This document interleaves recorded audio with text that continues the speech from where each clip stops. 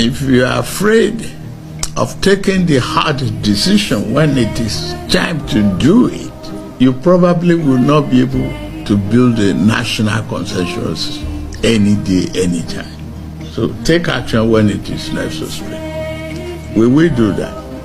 They have been attacking and arresting people illegally, keeping people in SARS abattoir without any court order, and keeping them for a long time without taking them to court, which is against the Constitution of the Federal Republic of Nigeria, which they work under.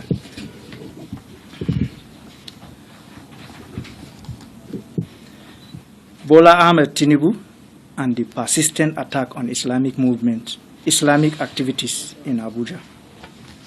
I come again. Bola Ahmed Tinubu and the persistent attack on Islamic activities in Abuja. In December 2015, one of the worst massacres in the history of Nigeria happened in Zaria. The Nigerian military, fully armed to the teeth, committed one of the deadliest acts of terror against defenseless civilians. Over 1,000 people were extrajudicially killed and buried in mass graves. Thousands of others were mortally wounded and detained. Some months after this massacre, in an interview with New York Times, which was also published by the German media outfit Deutsche Welle, DW, the Saudi Crown Prince Mohammed bin Salman, MBS, dropped a bombshell that the Zaria massacre was sponsored by the Kingdom of Saudi Arabia, KSA, in their effort to curtail the influence of Iran in Africa. But the KSA is not alone. Is not alone an actor in the massacre. There is the United States of America and Israel, each protecting its interests. The United States of America is known for its expansionist exploitative agenda on countries that have abundant natural resources, and the latter, which is the Israel, is for its tendency to exterminate any pro-Palestinian resistance movements, of which the Islamic movement under the leadership of Sheikh Ibrahim al-Zakzaki Hafizullah is one. In early 2015, the former U.S. Secretary of State, John Kerry, met tyrant Buhari, the then president of Nigeria, in Lagos. And one of the conditions given to Buhari for U.S. support of his candidacy is the assassination of His Eminence Sayyid Ibrahim Zakzaki Hafizullah. Unsurprisingly, tyrant Buhari never dismissed this claim publicly made by the Saudi Crown Prince, as weighty and politically sensitive as it is.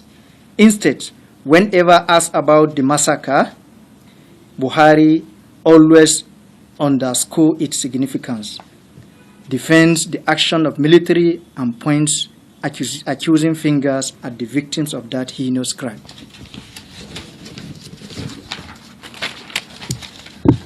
The tyrant Buhari regime spent 8 years with nothing to show for it except for unprecedented poverty, economic hardship, hunger, and ever-increasing insecurity and plague the nation. However, they use all the weapons in their arsenal and mobilize every security parastatal to fight the Islamic movement. From campaign of calumny in the media to arbitrary arrest, death threats, and constant attack on peaceful protesters, the demolition of buildings and graveyards, unlawful detention, and so many other acts of violence too numerous to mention, the Islamic movement, and in particular its leader, Sayyid Ibrahim Yaqub al-Zakzaki Hafizullah, has endured one of the hardest state-sponsored acts of terrorism. This and so many other actions that followed made various human rights groups and public affairs analysts come to the conclusion that the Zaria massacre was indeed a foreign agenda masterminded by former President Buhari. To our dismay, we come to realize that the story is not different with the incumbent administration, that is the Bola Ahmed Tinubu administration. The security operatives with impunity still continue to prosecute the activities of the Islamic movement. For instance, on Friday, 31st May 2024, during Jumu'at prayer at the National Mosque, Abuja, Bennett Igwe directed CP crack squads to attack and arrest 6 pro-Palestine protesters and detain them at SARS abattoir for several months without a court order. Remember, Tinubu was found in Saudi Arabia during a conference calling for justice for Palestinians, calling for ceasefire against the Palestinians. And today here in Nigeria, his security operatives are attacking those people that comes out to call for ceasefire in Gaza. What a hypocrisy. On Sunday, 25th August 2024, there was an attack on Abuja urban symbolic trekking, killing scores of them around Wuse Market. On Sunday, the same Sunday, 25th August 2024, there was an attack on a guest house located behind Abattoir in Suleja town at around 4:30 p.m. The operatives committed various unprovocative atrocities against innocent civilians, such as setting ablaze a car parked at the entrance of the house, vandalizing many valuable facilities, and arresting dozens of people present at the scene. Similarly, on Monday, 26 August 2024, the Nigerian police committed one of the worst blasphemy against Islam by the removal of the hijab worn by the Muslim sisters arrested during the Arba'in 2024 Abuja Urban Symbolic Trek. They forcefully removed hijab of sisters, and this removal of hijab was carried out by male police officers, not even female police officers. Even if female police officer remove hijab of a sister, the whole world, all and sundry, will consider such act as an attack on Islam and Muslim in general.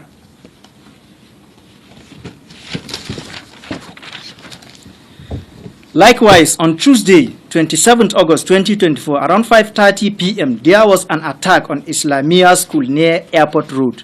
During the attack, the police destroyed public and private properties within and outside the school and arrested innocent people around the school. Moreover, on Wednesday, 28 August 2024, around 9 a.m., they attacked the University of Abuja Teaching Hospital, Gwagwalada FCT Abuja, arrested patients in the hospital and detained them at SARS abattoir. Remember, on 22nd July 2019, the same incident happened with the same right violation was committed, the same crime was committed by Buhari administration. They attacked Free Zazaki protesters at Federal Secretariat. They killed 13 innocent people and they injured a lot of people whom were taken to University of Abuja Teaching Hospital, and the police went to the University Teaching Hospital, attacked the hospital and arrested scores of them and took them to SARS with serious life-threatening injury. Some of them even lost their life at the abattoir. Today, Tinubu administration is repeating the same crime against humanity. Also, on Sunday, 13th October 2024, they attacked our activities at the Decency Event Center, Wuse Zone 5, Abuja, and arrested 2 participants of the program. The unlawful attack on our activities continued on 14th December 2024 at Lara Lake House, High Point Event Center, and Events and Conference Hall, Ibi Close Area, 11 Gerki, Abuja, where the 9th anniversary of the 2015 Zaria Massacre was supposed to take place. Before the commencement of the program, the joint team of police, DSS, the army, and other security agents barricaded the hall, the venue of the program, around 7 a.m. and arrested the participant of the program together with some people around the facility. Up to this moment, 14 people are still in detention without a court order. 6 sisters, innocent sisters, and 9 brothers, 8 brothers were arrested since, and they were kept in SARS abattoir. This is more than a month. By the law, by the Nigerian law that the police are claiming they are defending, they are fighting for, police is not allowed to keep any suspect in its custody without court order for more than 24 hours. But with the case of the Islamic movement, they keep people for more than 3 months in SARS, which we consider as a crime against humanity. Furthermore, on 23 December 2024, the police arrested more than 200 celebrants of the birthday anniversary of the daughter of the Holy Prophet Muhammad sallallahu alaihi wasallam in Abuja. Nursing mothers, babies, children, and the underage were among those arrested and detained by the police at the SARS abattoir, Abuja, without court order. This continued act of violence made it clear that President Tinubu took over the dirty job of the previous regime of President Muhammadu Buhari. Is this government, by any chance, continuing the ill-advised foreign agenda of crushing down the Islamic movement under the leadership of His Eminence Sayyid Ibrahim Zakzaki, Hafizullah?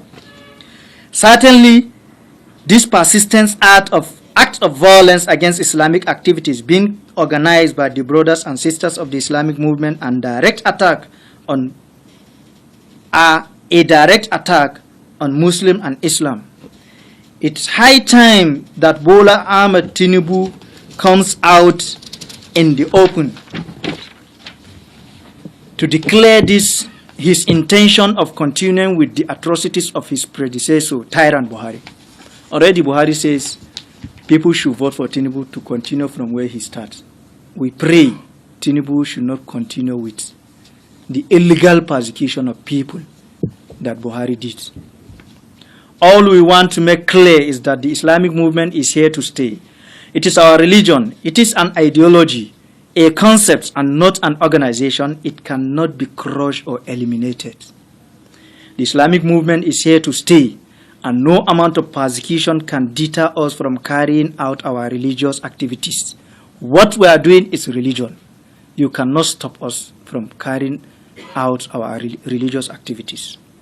As a nation that claims to be democratic, it is a shame that some people are being marginalized by the state due to their religious belief. After the Zaria massacre, they meet the sheikh in a room in his house.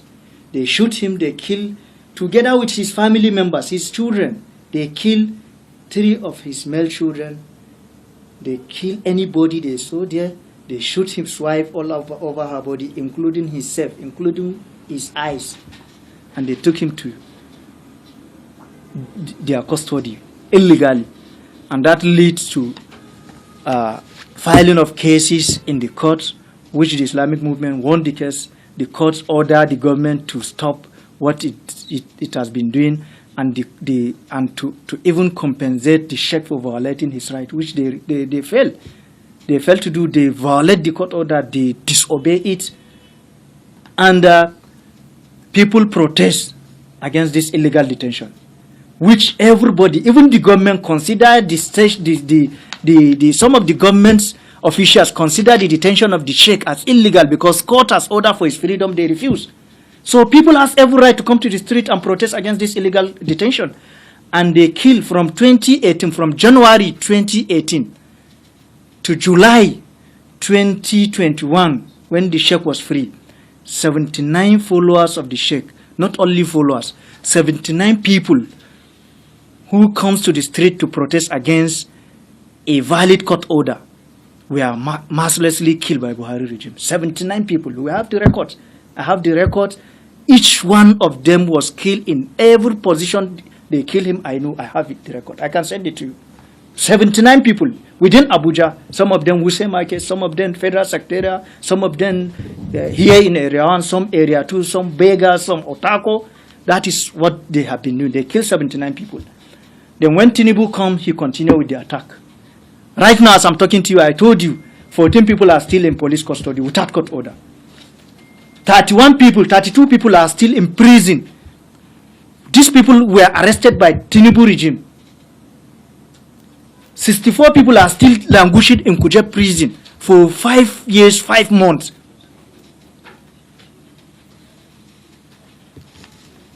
Any question? And you can see what the police did. They issued what they call end of day statement recently, I think on 1st January or 2nd. They issued what they call end of day statement, in which they mentioned that they lost 140 police officers in Abuja in what they call Shiites and other violent protests and blood pressure. I think it's better for the police to say blood pressure hikes have killed 140 police officers, not any Shiite or any protest. I have never seen any violent protest in Abuja except the police make it violent. There was no violent protest in Abuja. People that protest in Abuja, they protest peacefully. Some of them who wish to inform the police, to invite the police for protection has done that. And the police always come there to attack them. So there was nothing like Shiite or violent protest in Abuja that lead to the loss of 140 police officers. But I agree that blood pressure can lead to the death of police officers because they are being oppressed by the government under which they work for. Most of the police officers who have been denied their allowances and salaries. They know. It's just that the constitution, the government prohibited police officers from protesting. We have seen a lot of violent protests from the police. So we vehemently rejected this allegation by the police officers of killing police officers. We don't kill anybody. They have killed us in several occasions. They follow us even to our house to arrest us, even everywhere. We have never ever attacked anybody. What we are doing is religion. And we believe with intellects we can fight anybody who wants to fight us.